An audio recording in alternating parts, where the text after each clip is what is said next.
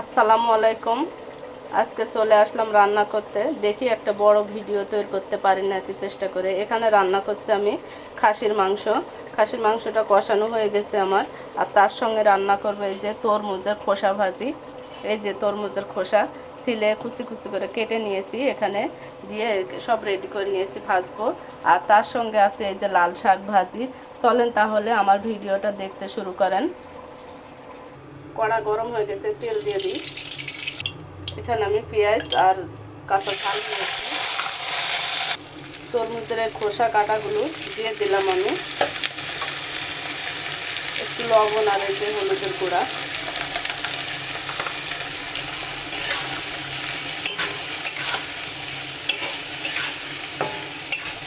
এবার ঢাকনা দিয়ে ঢেকে দেবো। এর পাশে আমি লাল শাকটা বসে। এবার আমি তেল দিয়ে দিলাম লাল শাক রান্না করার জন্য। এখানে আমি রসুন আর ঝাল আছে। লাল শাকের জন্য রসুন আর ঝালগুলো একটু ভেজে নিলাম। এবার আমি লাল শাকটা দিয়ে দেব। একটু লবণও দিয়ে দিই। এবার ঢাকনা দিয়ে ঢেকে দেব। এদিকে তরমুজের খোসাটা আমি একটু দেখি কি অবস্থা।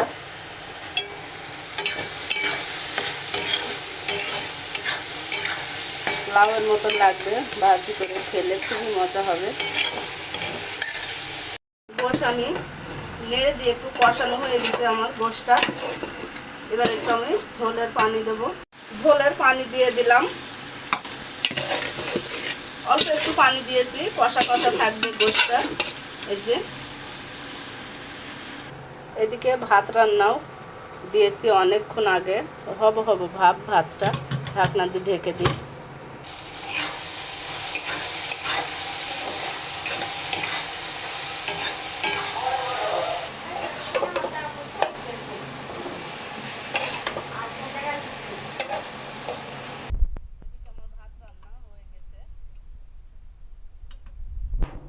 তরমুজের খোসা ভাজি আমার হয়ে গেছে। এবার আমি উঠিয়ে নেব।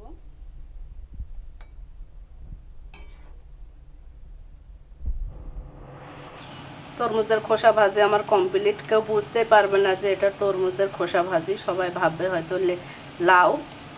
ওদিকে শাকটা কমপ্লিট করে নিই। শাকটাও ভাব আর একটু নাড়াচাড়া করলেই হয়ে যাবে। শাক রান্নাও আমার হয়ে গেছে। এবার নামিয়ে নেব শাকটা।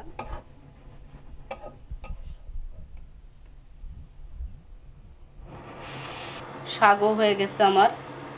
এবার মাংসটা দেখব কত দূর। মাংস রান্নাও আমার হয়ে গেছে।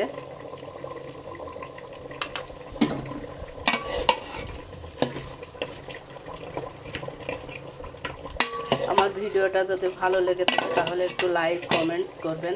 ধন্যবাদ সবাইকে।